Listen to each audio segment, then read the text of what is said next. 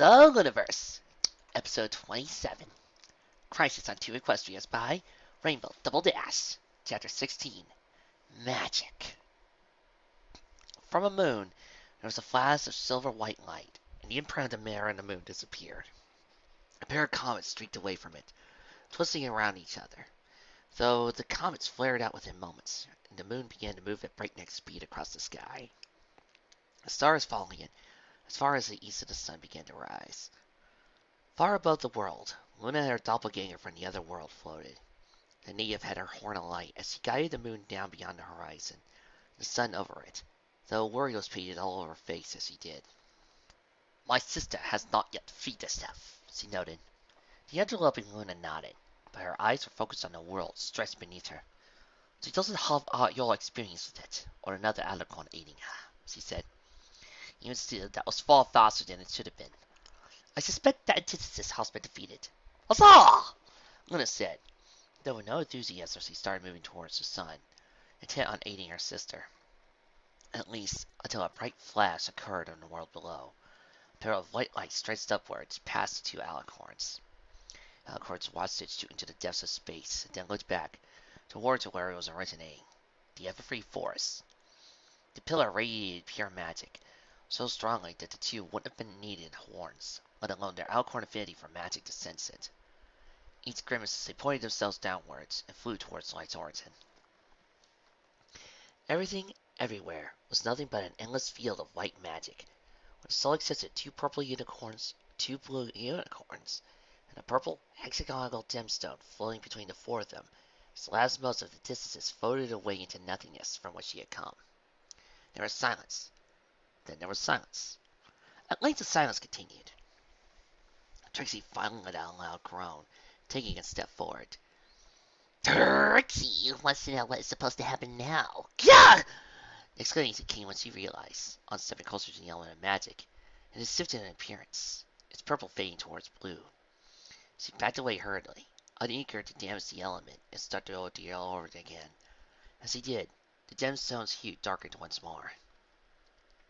There were three unicorns, all tensed at the changing shape of the element, then relaxed when it shifted back. After a few moments of held breaths, Twilight inched forward, reaching a hoof out. The element changed as she neared, until, when she touched it, it had taken a purple hue that matched her cutie mark. Frowning slightly, she put her other hoof around it, trying to draw it closer to it, but it remained stuck in the air. Frowning, she pulled harder, then resorted to telekinesis as well, but nothing. "It's, she noted as she continued to pull, "stuck. Here, let me," Lunaverse said, stepping forward. The gem flashed blue then, its pure surface becoming a swirling glow of blue of lavender.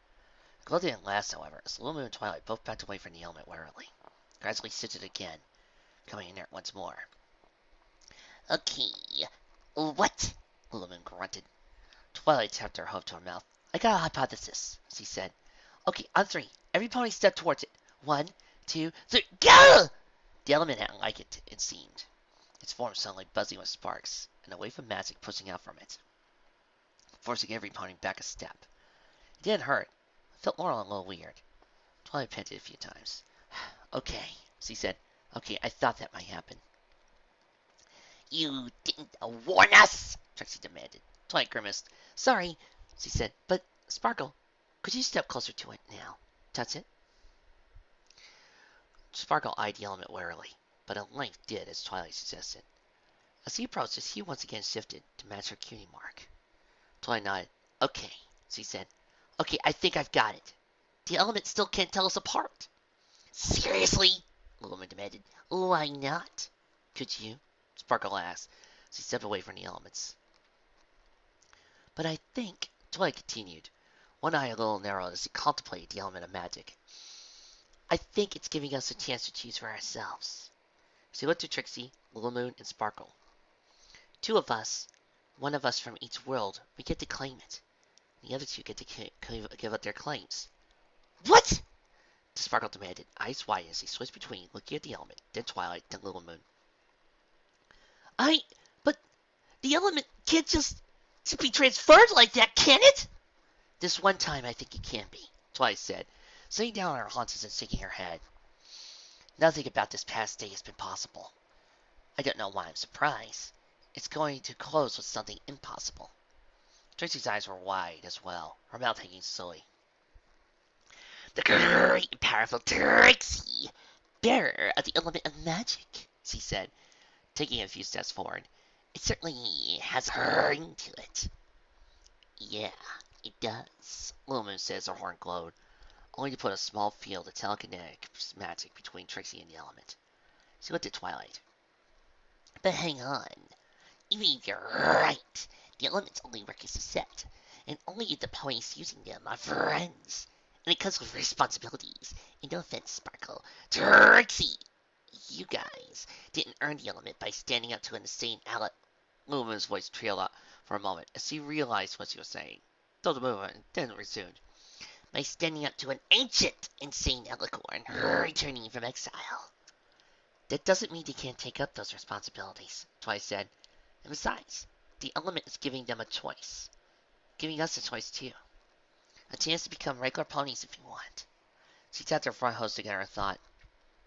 I know what I would choose, but it's not my choice right now. Little Moon grimaced, looking at Sparkle. And it's sort of a get-out-of-free-jail card, isn't it? She noted. Only the elements can stand up to Corona, and it wouldn't really do to have one of the elements locked up. Sparkle's eyes somehow managed to grow wider at that, so she didn't seem to like looking at anything, instead seeing the possibilities before her. I could, she said softly. I could make things right. I could make things how they're supposed to be. Be how the element of magic's supposed to be. Little Moon frowned.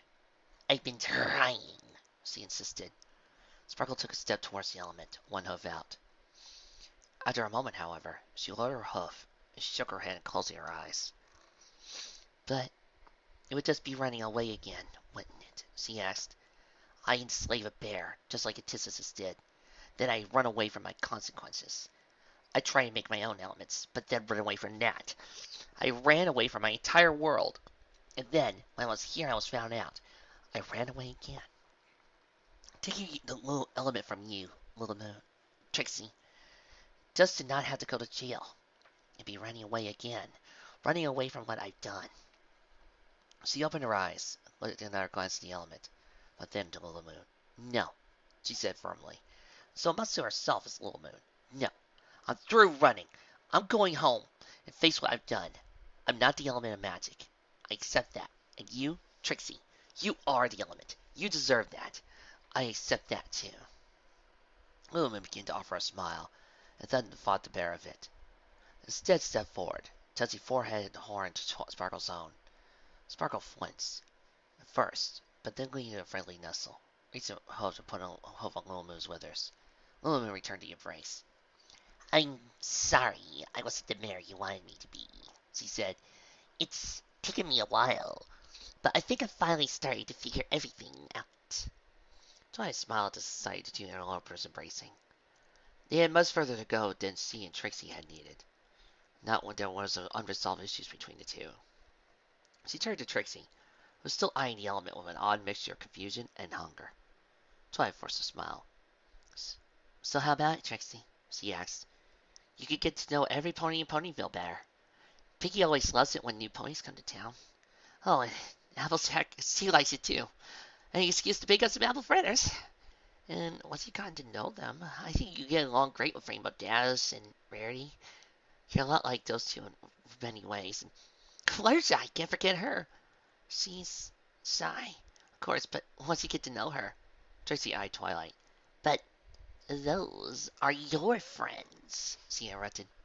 No reason why they can't be yours as well. Twilight insisted. She laughed a little as she rolled her eyes. It's not like they stopped being my friends just because I wasn't a bearer anymore.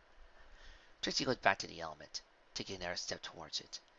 It glowed in response, and that seemed to embolden Trixie any more. She stopped short just a touching it, however, before looking back to Twilight. But what do you want? She asked. Twilight put on another smile. That's not really important right now, she insisted. Trixie considered, then stepped away from the element, shaking her head. No, no, it is, she insisted. My show, my cart, my career, my everything. Trixie is always so focused on what Trixie needs. Even though Trixie is perfectly justified as of late, what with her having to rebuild her career again, and it being her, the cart, that was destroyed. And Trixie could go on for some time, she realized he could. Twilight insisted laughed lightly, only because Trixie was as well. Litany of complaints would suggest this is a legitimate list. Trixie then looked at Twilight square in the eye. But we're really supposed to be friends now. The Trixie knows that she has to start focusing not just on herself. Was a shame, but Trixie can manage. So, what do you want, Twilight? Twilight smiled, faded slightly. I want to keep on being the bearer of the element, she said without hesitation, looking away. I'm part of something bigger than just me when I am. It's almost like the element is a part of me now. I don't want to give it up, but I will if you want. Twilight heard a long groan and glanced back to Trixie. The unicorn was looking up, waving one hoof, as though making demands from the heavens. Not that the heavens could be seen, the endless field of light that the four of them found themselves in. At length, Trixie stepped away from the element. Crossing four hooves before her, she sat down purposely away from it. Take! She insisted. Twilight raised one eyebrow. Are you sure? She asked. Well, Trixie can't very well take it now, after a little speech like that about how it's a part of you. Twilight shook her head. But it doesn't have to be, Trixie. If you want it, you can have it. I do want it! Trixie raising her hose. Trixie wants it because it'll make Trixie famous, rich, and powerful, and bring her fortune and glory. And she will earn the respect and admiration and love she deserves. And I want it all for the wrong reasons. She looked at her and said, Trixie doesn't want it to be a part of something bigger than her. I want it for myself. She shook her head. And Trixie has to stop putting herself first all of the time. Besides, preferably a lot of the time, but not all the time, and not now. Dwight paused a moment before nodding to Trixie. She wasn't the same mare that, nearly a year ago now, trotted into Ponyville, claiming to be the most powerful magical unicorn in Equestria, and both of them knew that. Thank you, she said. Trixie rolled her eyes and looked away at first, but after a moment glanced back to Twilight, smiling. But you, oh, Trixie, she insisted. Twilight nodded, looking back to the element and on the other side of it, Lunamoon. The juxtaposition looking from Trixie to Lunamoon was more than a little strange. Lunamoon was looking at her as well, seeming as if he was unsure. This will work, right? She asked. Twilight began to respond, then considered for a moment. At length, she said, shaking her head, I have no idea, she admitted. To her surprise, that just made Little Moon smile, as she stood up straight and trotted up to the element, putting her hoof on it without hesitation. Only kind of plan that ever works, in years I can tell. Twilight trotted up to the element as well, sighing and rolling her eyes. It's our best shot, she said, raising out a hoof. Here goes nothing. Her hoof touched the element, and it flashed bright white. The four ponies all stood their eyes against the glare, Little Moon and Twilight instinctively recoiling from the element. They all felt their horns a moment before it happened. The element had streams of gold and silver threads and their magic reeked out from it, wrapping themselves around the four of them as they were lifted from the ground, their eyes opening of their own accord and glowing bright white with power. The gold and silver thread gradually unwound itself from Trixie and Sparkle, nearly all the threads from them wrapping around Twilight and Lily Moon, encasing both the cocoons of pure magical power. They felt the element then, even within themselves and even within each other, as the element became reaccustomed to them, recognizing the two of them, and only the two of them as its proper bearers. Even still, however, a few bearers of magic remained, linking them with their counterparts and each other, to the ambient magic of the world around them, becoming two core points of a web that stretched across the face of the world and all others. It was almost a pleasant experience. What followed next was less so, a draining sensation felt by all four unicorns, as the element, now reassured to its rightful bearers, seemed almost to become a sinkhole for magic, pulling all the magic it could towards fully reconstituting itself into the tourmaline diadem it was supposed to be set in. And then it was done, and the world swiftly went from white to black. Hearing was the first thing to return, slowly but steadily. Lulamoon's ears twitched at the sound of a beep, beep, beep that was threatening to drive her insane, especially seeing that she felt far, far too tired to actually do anything about it. Opening her eyes weakly, she found herself looking at white and blue walls, lying in a small white-sheeted bed. The beeping was coming from some kind of machine lying next to her. There was also a tube that traced its way from a bag, suspended at a pole down to Lulamoon's forehead, and even to it. Gah! Trixie exclaimed, trying to stand, but failing miserably. She stared no small amount of horror at the tube, filled with some kind of liquid, and immediately, instinctively, set her horn glowing, pulling the thing from her.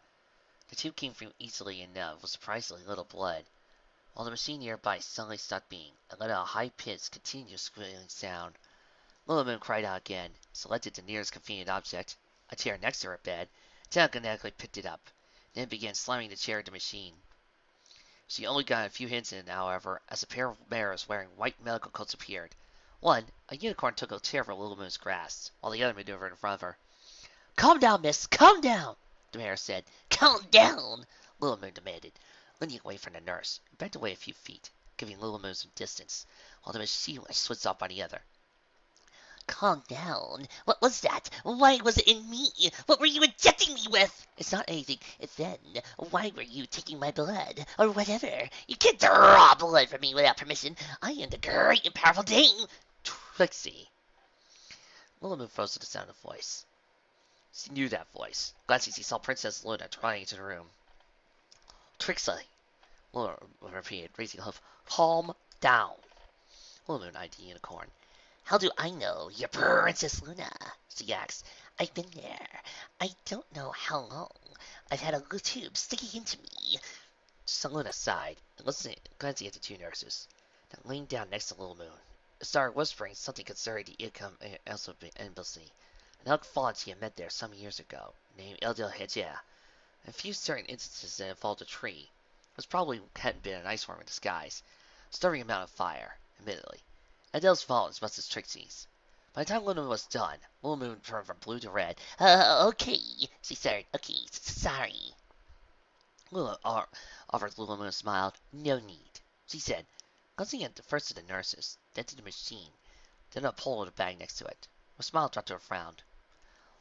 "I do not believe I like the intervening strategy, or at least not its execution." One of the nurses stood up a little straighter, eyeing Luna. "It's a perfectly functional, safe piece of medical equipment, that as long as some pony isn't destroying it." With a hoof, she trotted down from her room, her fellow nurse following her. Luna and Lulamoon watched them leave. "Believe me, girls, I know the complaints." Before Luna turned back to look at Lulamoon, I found the mare had all but leaped from her bed, using what real physical energy she had to grasp at Luna about the head and neck, hug her tightly. Luna then returned the hug without hesitation, using her own leg to support Lulamoon. "How are you feeling?" she asked. "Like I donated all my blood. It's in time to run a rally," Lulamoon responded. After a moment, she fell away from the hug, lying back down in the bed. So she kept her eyes on the Lunar Princess. How's everybody else? The other me, and the two Twilights?" "They woke up yesterday," Luna responded. "You're still, to an extent, recovering from your trip here on—" "Wait, yesterday?" Lulamoon asked, eyes widening. "How long was I out for?" "4 days," Luna responded, wings twitching slightly. Lulamoon could guess why.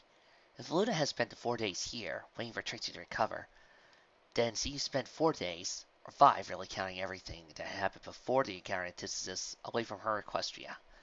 Her world, where Corona was large. Lulamoon looked away. I'm sorry. I'm sorry I caused this whole mess to begin with. That I'm keeping you here, instead of back in our world, where you're needed." "Don't be," Luna said, settling down her haunches. "You hardly chose to be unconscious for so long, and I have full faith that Equestria can make it a few days without me." Lulamoon nodded, looked back to Luna. And I'm sorry I broke the element of magic." Luna smiled a little. "It was, well, not an accident, but certainly unforeseen. I don't think I need to tell you how unprecedented this whole situation is. Who could have possibly known that a few mares getting into a fight would shatter one of the world's foundations?" "I still shouldn't have been fighting with any of them. It was stupid." "Ponies fight, Trixie. frequently for stupid reasons. Sometimes it turns out to be the best, sometimes not. The important thing in either case is to move forward from those fights, learn our lessons, and be a little wiser afterwards. Did that happen? I mean, after all, have you ever seen any of the Doctor and his regenerations get along? No, you're right. Little Moon thought for a moment. It seemed to please Luna, though she seemed glad when Little Moon nodded. Yeah, she said, I think so. A lesson learned, then, Luna said. Ears switched, and then she looked towards the door to the hospital room for a moment, and tilted slightly to the side. Incoming! She began, though she got no further before a quintet of ponies, Lyra, Raindrops, Ditsy Doo, Carrot Top, and Cheerilee appeared there. They paused for a moment, giving Luna only enough time to get out of the way, before they galloped all towards Trixie. Ditsy, having the advantage of wings over most of the remainder, being faster than Raindrops, reached the unicorn first. Throwing her hose around Trixie, embraced her slightly. You're a king! The gray mare exclaimed. Not for long! Lumen gasped out as she felt the life being squeezed from her. Ditsy broke away, only to make room for Cheerilee, who leaned in and nuzzled Little Moon warmly.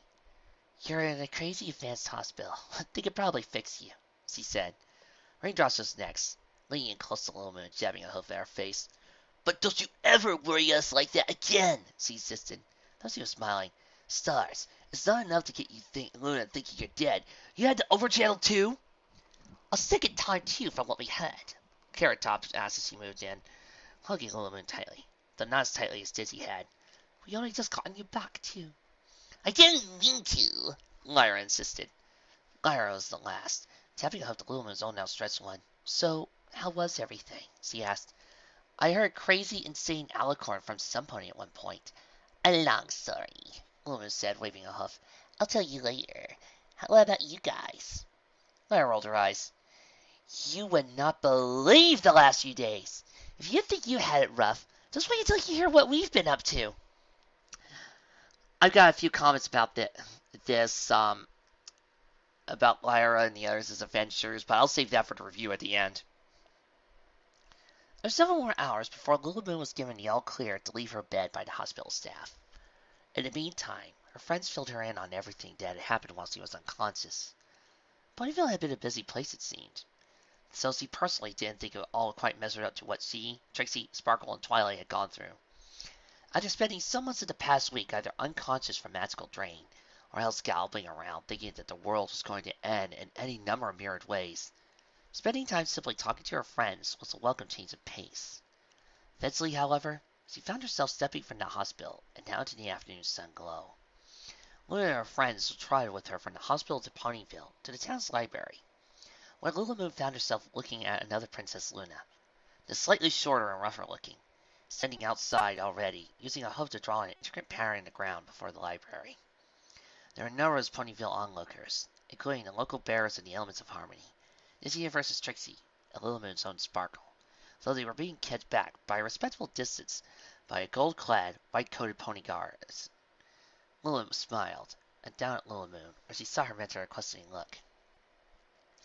This world's Celestia isn't quite as experienced with being trapped in a celestial body as this world's Luna, she said. And of course, she is trapped by herself, unlike my counterpart, and I, who were locked away together. The Celestia is quite right. When we contacted her, she claimed she hadn't been able to escape the sun under her own power. Claimed? Little Moon asked. Luna glanced at her counterpart, then leaned in close. I think that she is deliberately remaining within the sun, she whispered.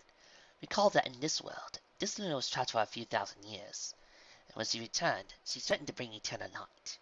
The events of a few days ago rocked the faith of the common pony in her. By remaining within the sun, Celestia has allowed her sister to make it clear she was not responsible for the sun not rising a few days ago. Did not drop Celestia, and make Celestia's return very public, and showcase herself returning Celestia of her own free will. Oh, Little Moon responded. Clever. A little underhoof, but clever. Luna, that is my counterpart, has figured all of this out. She is somewhat less pleased than with her sister, but is going to make the most of it anyway. Luna smiled. That seems like a forced thing. I expect Luna will get her sister back somehow. Little Moon noticed a slight pain behind her mentor's smile. The unicorn knew she had no ability to comprehend how difficult this was for Luna. To see a pony so much like her sister, Whole insane and filled with love for her sister. Her inability to ever fully understand, however, didn't prevent Trixie from reaching over and touching a hoof to Luna's shoulder. The unicorn's smile became a little more genuine, though she didn't say anything and broke away after a moment, trying past the gold-clad guards and up to her native counterpart. Lulu, meanwhile, trotted over to the herd of element bearers and across from the multiverse that had formed, plus Trixie and Sparkle, both of which were matching the magic circle that Luna was creating closely. Trixie's eyes glowing pink as she used the magic sight spell that Luna had taught her. Little Moon winced at the sight. She said to Trixie, I wouldn't have that on when Luna starts spellcasting.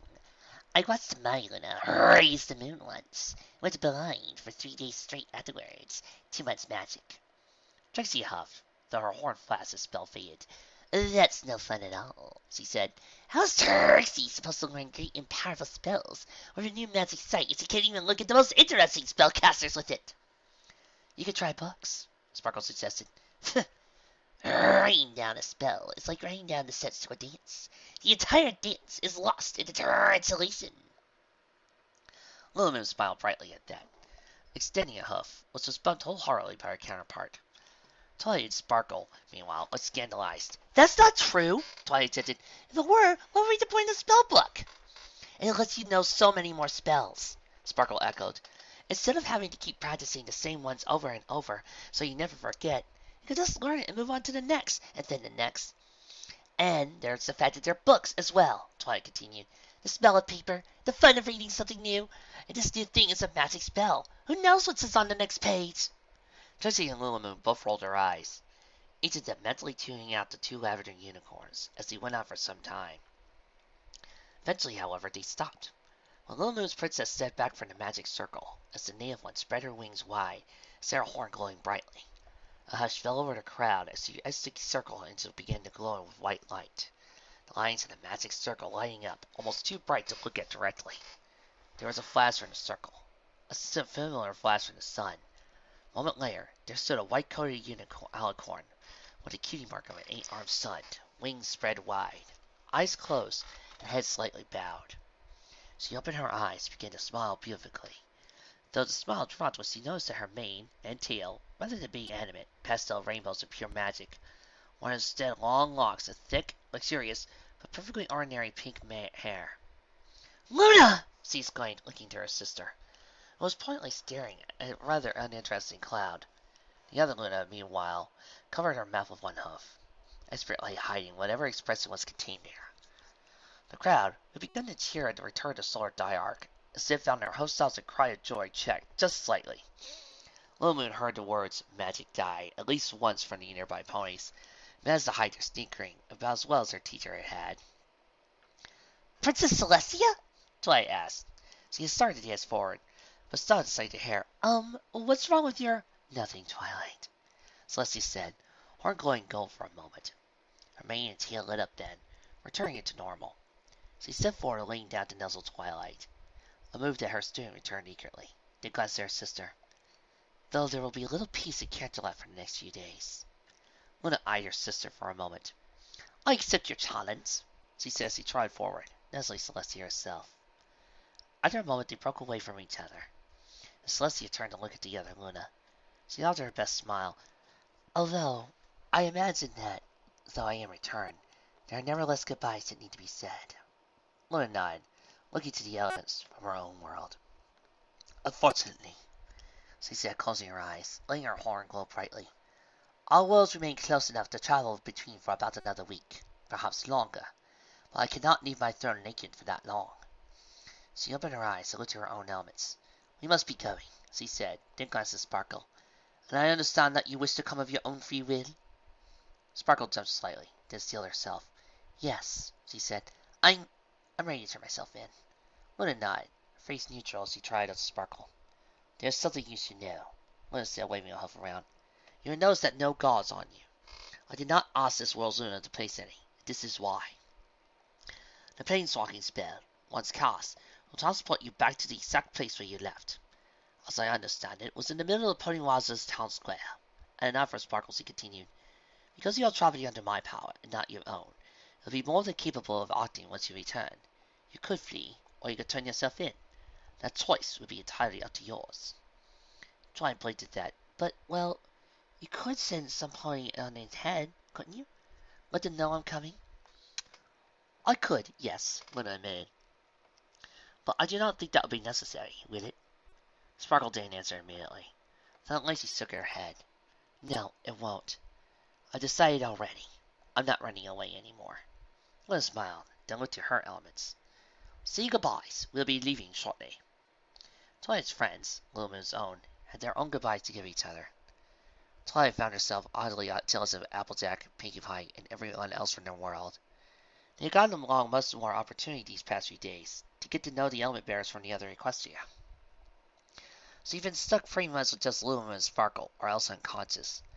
So she spent some time yesterday with them. It wasn't as much as she wanted. There were so many questions. She forced her questions from her mind, though, when Luna tried over. Well, it was nice meeting you, Luna said, rubbing the back of her neck with one hoof.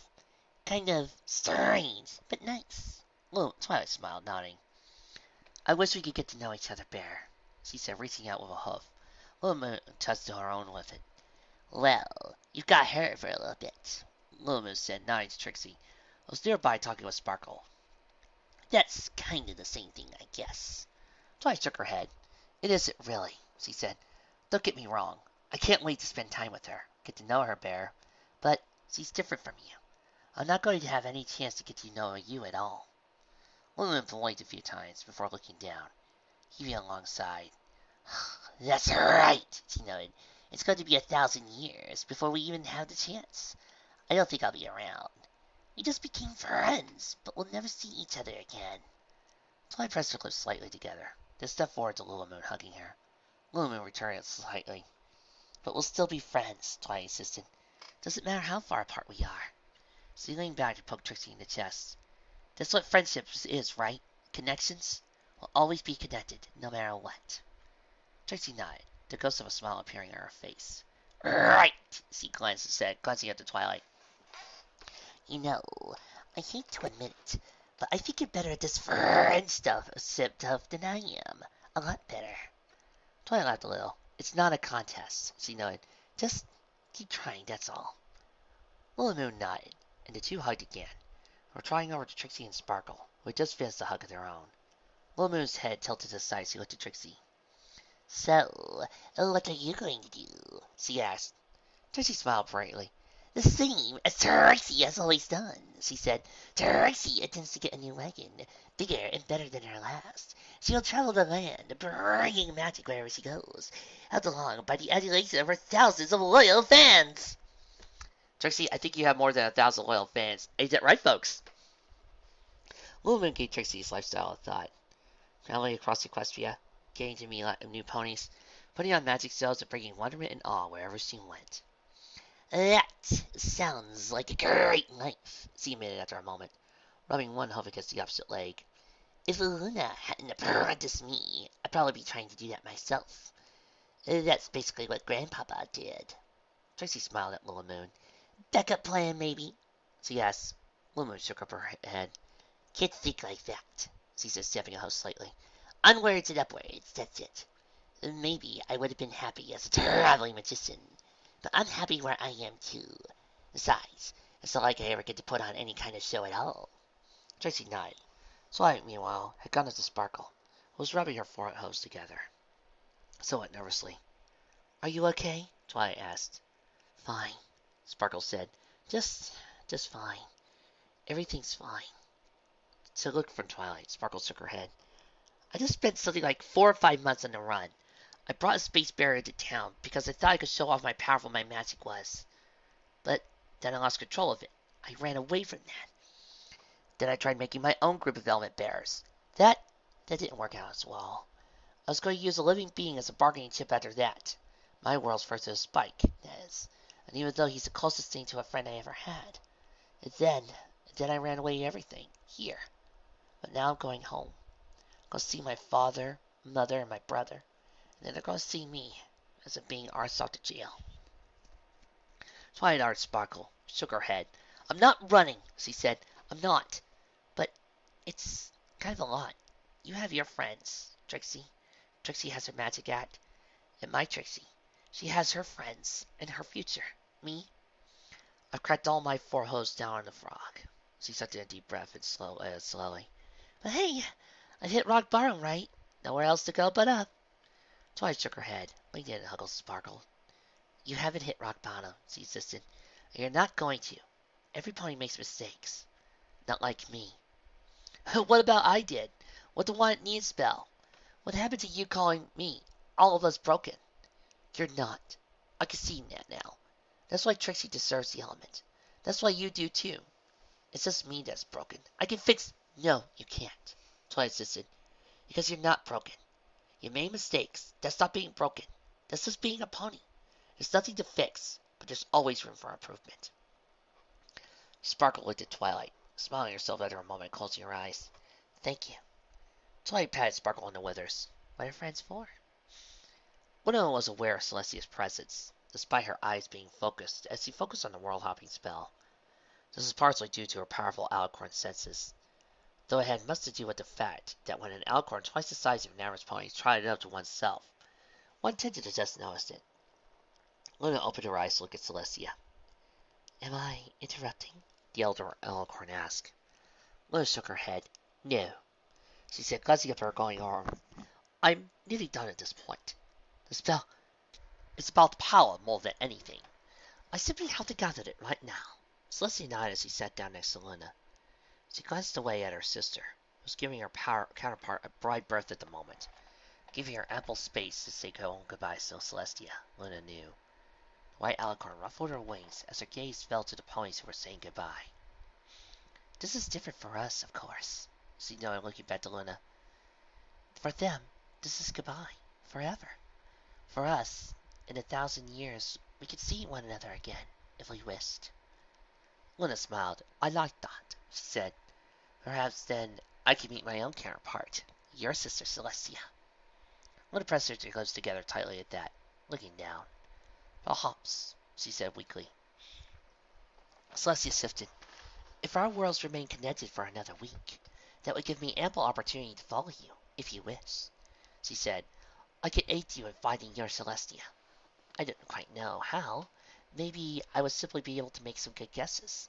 And once she was found, I could aid you in helping her if there was time. Luna shook her head. You could be trapped in my world if we weren't careful. We could be careful then. Luna only shook her head, however. Are you kidding? If you came in and fixed everything, it would be a Deus Ex Machina to end all Deus Ex Machinas. It would ruin all sorts of tension and type of plots. You're right. Why do ponies want us to have such Deus Ex Machinas and just speed the plot along? I don't know. Maybe they just want people to hold their hands all the time. That's the problem with having gods like us. They want us to fix everything. I think having you there could only exacerbate problems between myself and my sister, and you would likely see you as an usurper, and I'm not sure how the ponies in my world will react. Celestia Corona is feared there. Feared as Nightmare Moon never was in this world, and it hurts just to be around me. Luna paused a moment, looking at Celestia, to a being that was outwardly, in every way, identical to the Celestia she had once known. You cannot imagine, she whispered. 1,000 years and your sister returned, deposed you, and made good on a millennium of threats. A day later, she was beside you again. To come here and see that. Celestia shifted uncomfortably. I understand, she said, looking down. But there is something I must do, and that is thank you. For what? Celestia closed her eyes. 1,000 years ago, you appeared in this world and then disappeared. I did not even consider the possibility of another world. I thought that perhaps you were Nightmare Moon, escaped from her presence somehow. When I investigated, I found that was not the case. But in examining Nightmare Moon's prison, I did discover something. Something imperishable, excepting if I was examining every detail of magic that held Nightmare Moon in place. Convinced that not only could she escape, but that she had found the smallest, most inconsequential flaws in that prison. A flaw that would grow sometime larger. I poured myself into examining that flaw, researching it, trying to discover what it meant. Eventually I had an answer. On the longest day of the 1,000 years of our imprisonment, the stars would aid Nightmare Moon in her escape. That the imprisonment I had would believe would last for all eternity would not be so eternal after all. Luna sucked in a deep breath that, nearly losing focus on the spells he was casting. Celestia opened her eyes, looking to Luna.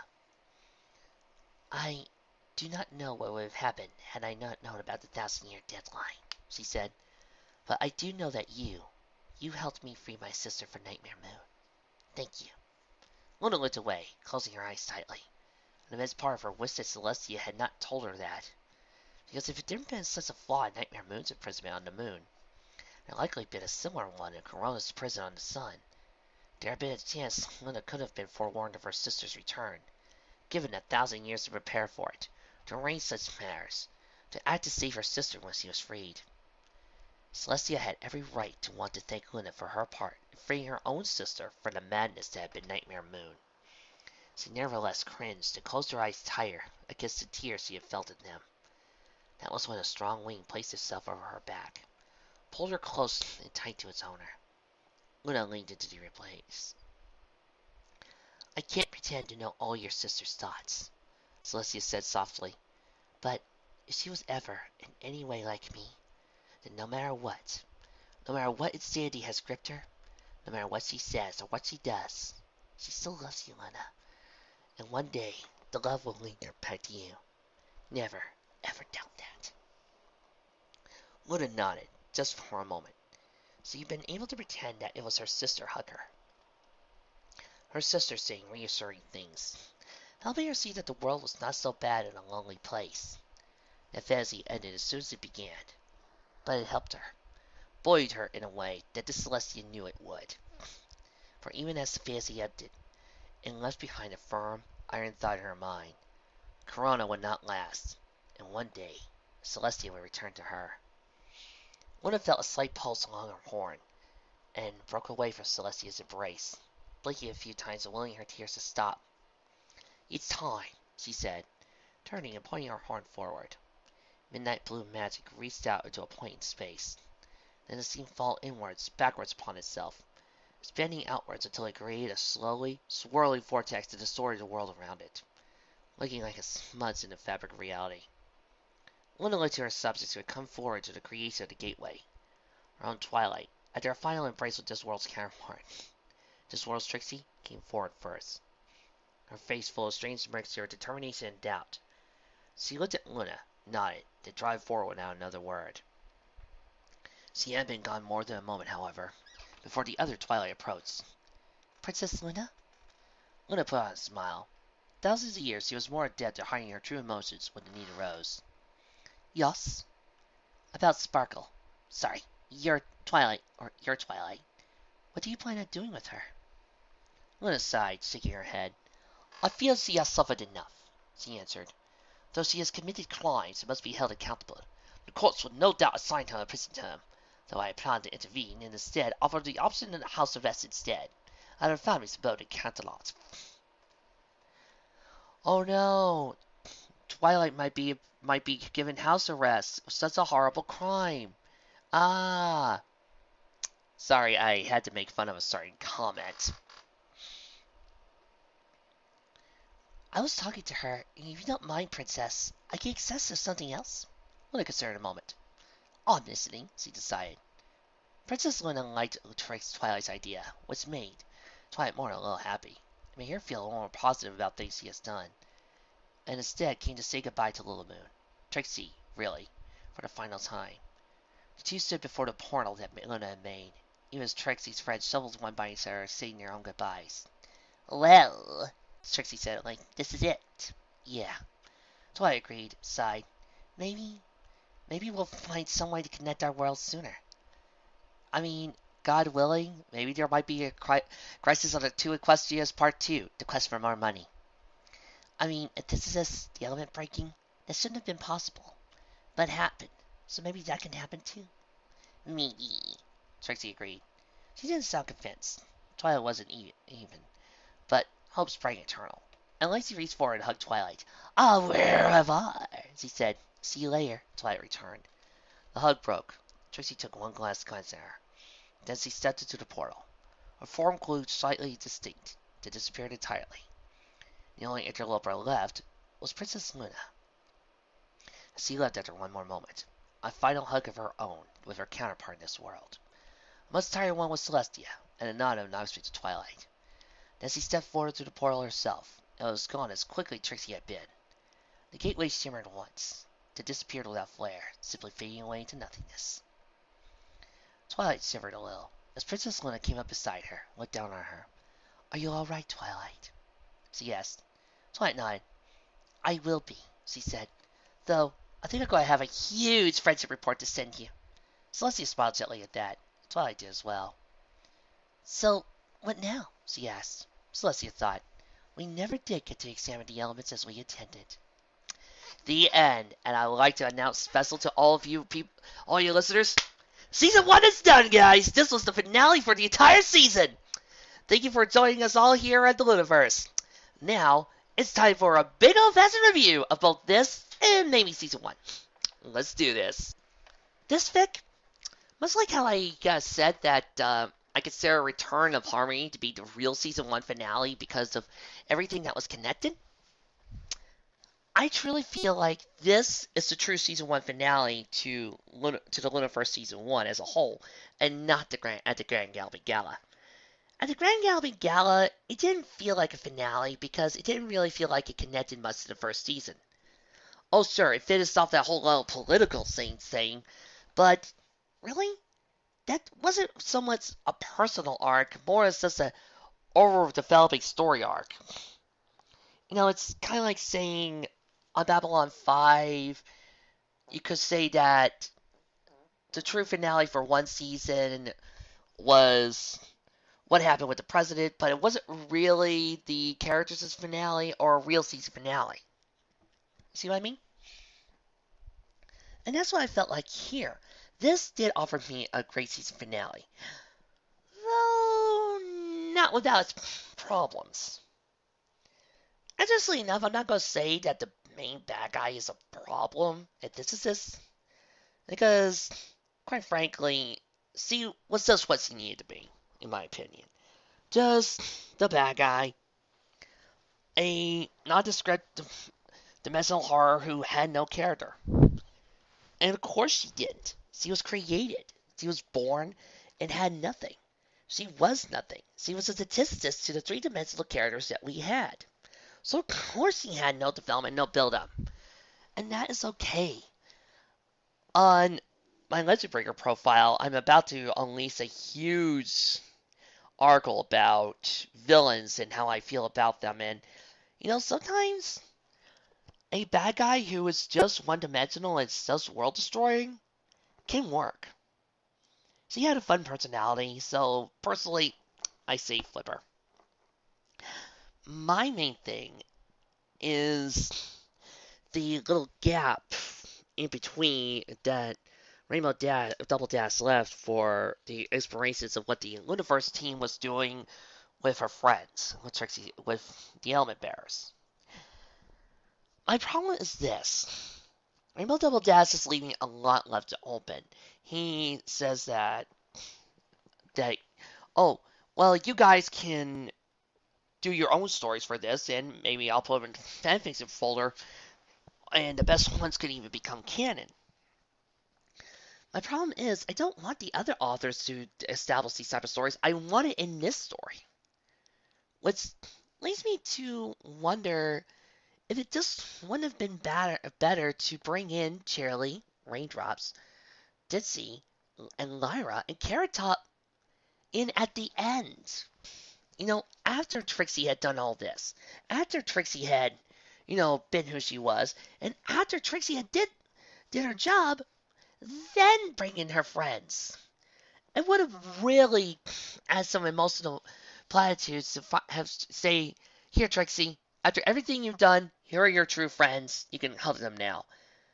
I think that would have really helped sell the scene rather than, oh, there you girls are. Cuddles!